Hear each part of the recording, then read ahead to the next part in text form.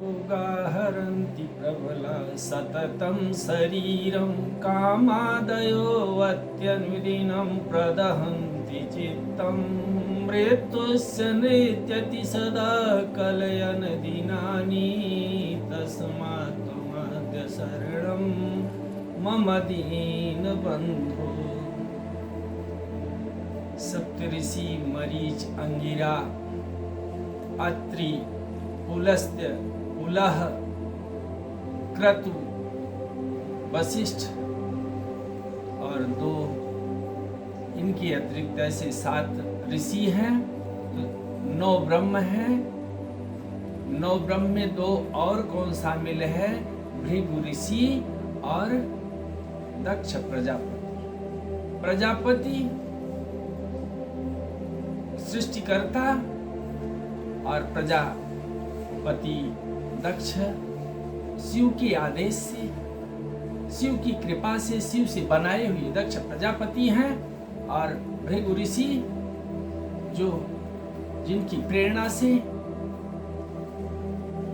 भृगु संहिता है, देखने में तो भाग्य बस माता पिता और गुरु की कृपा, गुरु के विश्वास, माता पिता और गुरु के विश्वास, यह जीव, ये जो प्राण है, ये भले विश्वास में अधूरा रहा हो कि माता का पुण्य प्राप्त नहीं कर पाया, माता से पूर्ण विश्वास ज्ञान न ले पाया, संस्कार संस्कृति और संस्कृत का ज्ञान अधूरा इसलिए है कि माता तो जानती है कि पुत्र सफल होगा, यह पुत्र अवश्य ही भाग्यशाली होगा, लेकिन ये हम या आप नहीं जान पाए कि संस्कृत का ज्ञान पूर्ण कैसे होगा। लेकिन पारब्रह्म परमेश्वर की कृपा के फलस्वरूप ही माता पिता और गुरु को यह अवश्य विश्वास है कि हाँ, मनुष्य जन्म इसको मिल चुका है, तो आज नहीं, इस जन्म में नहीं, अगले जन्म में कभी न कभी तो अवश्य सफलता होगी, जिसके लिए मनुष्य शरीर पाने वाला प्रयासरत रहता है। ऐसे ही भृगु संहिता 7 भाग में देखने के लिए तो 4 पाए, लेकिन एक वयोवृद्ध ऐसे चर्चा में मध्य प्रदेश खंडवा से प्राप्त भृगु संहिता का दर्शन मुझे करने के लिए अवसर मिला, जो वाग्पत मेरठ से छपी थी। 400 वर्ष या 300 वर्ष पूर्व की थी, 7 खंडों में थी। जैसे किसी में अनुक्रमणिका का वर्णन है, किसी में फलादेश का वर्णन है, लेकिन अंत में जो 7वां भाग था उसमें 3024 जन्मांक चक्र बने हुए थे, जिसमें 12 विभाग 9 ग्रह बने हुए हैं। और यदि आप किसी के जन्मांक को देखते हैं तो बाद में उन 3024 बने हुए जन्मांक से मिलाते हैं कि यह वही जन्मांक है।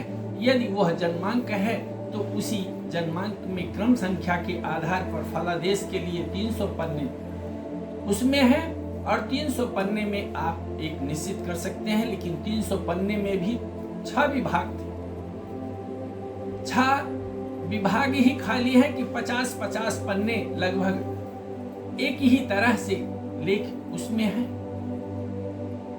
और 3024 जन्मांक बने हुए, लेकिन प्रभु की कृपा कि आप नावै ताहि पर ताहि तहां ले जाए।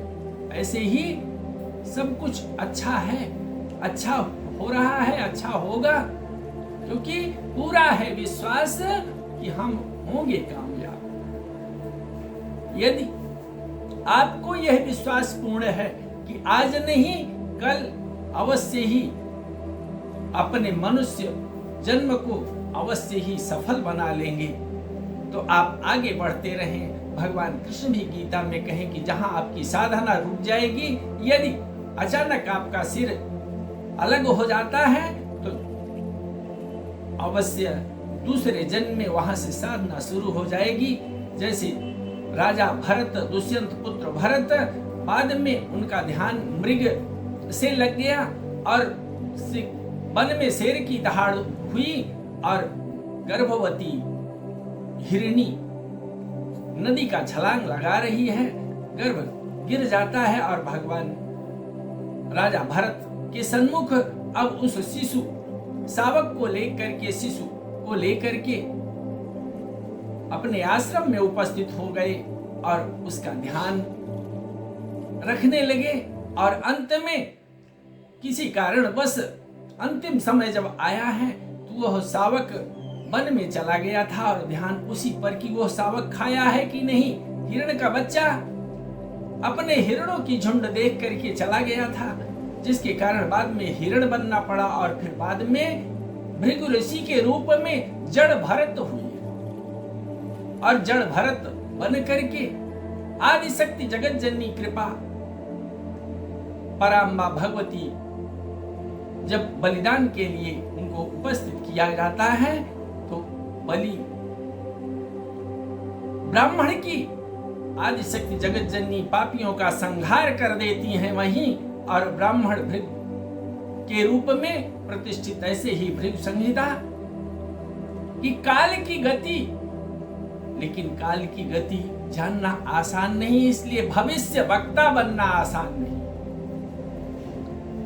राहु केतु एक ब्राह्मण देवता, उस भृगु संहिता का अध्ययन हो रहा था कि यह जन्मांक वर्तमान जन्मांक से मिल नहीं रहा है और किसी भी प्रकार से जब प्रश्न लगा रहे हैं, बुद्धि कितनी भी भगवान लगा रहे हैं, लेकिन यह तो जन्मांक मेल नहीं खा रहा है। राहु 18 महीने एक राशि पर रहते हैं, बृहस्पति 13 महीने रहते हैं, शनि 2.5 वर्ष रहते हैं। इससे पकड़ा जाता है कि हाँ समय क्या है, इसमें सूर्य 1 ही महीने रह रहे हैं। किस राशि पर कौन ग्रह बैठा है इसी आधार पर, लेकिन राहु केतु की गति बकरी है। सभी ग्रह, 7 ग्रह तो सीधे चलते हैं, आगे बढ़ते हैं, लेकिन राहु केतु पीछे चलते हैं। लेकिन सूर्य चंद्रमा का ग्रहण भी इसी में पड़ जाता है। 100 वर्ष बाद पंचांग वही बनता है जिससे शत पंचांग 100 वर्षीय पंचांग बना है, लेकिन राहु केतु की गति भिन्न हो जाती है, जिसमें जब वो ग्रहण पड़ता है तो वह रुकते हैं या परमात्मा जाने कि वह गति को पकड़ नहीं पाता है कोई, क्योंकि सबकी छाया पकड़ने वाले सिंहिका राक्षसी के ही पुत्र हैं राहु और केतु। नाथहीनम च दैवज्ञम स्वरहीनम च दैवज्ञम नाथहीनम यथा गृहम। स्वर से हीन ज्योतिषी वैसा ही है जैसे बिना सिर के धड़। इस प्रकार से भृगु संहिता 7 खंडों में है और भविष्य वक्ता बनने की कामना हर किसी की अपने भविष्य को जान जाने के लिए। लेकिन शुक्रवार की कथा, शुक्र भृगु की संतान और साहस के बल पर ही सब कुछ, साहस से सब होता है। बंदे ते कछु गुरु पिता और माता के वचनों को पर विश्वास करके आगे बढ़ने वाले, या आप में विश्वास है नहीं और परमात्मा इसी रूप में माता पिता और गुरु के रूप में आपके मन में प्राण में समाया हुआ है।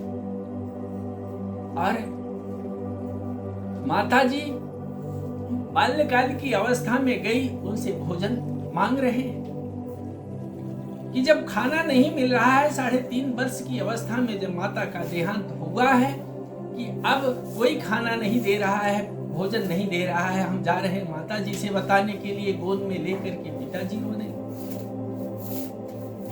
तो माता पिता का बिछोह हुआ।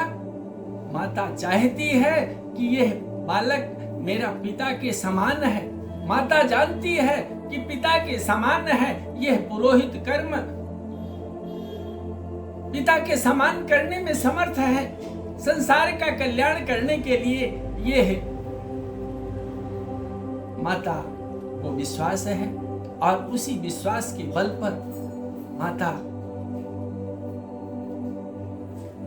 और पिता के माध्यम में गुरु की कृपा प्राप्त होती है।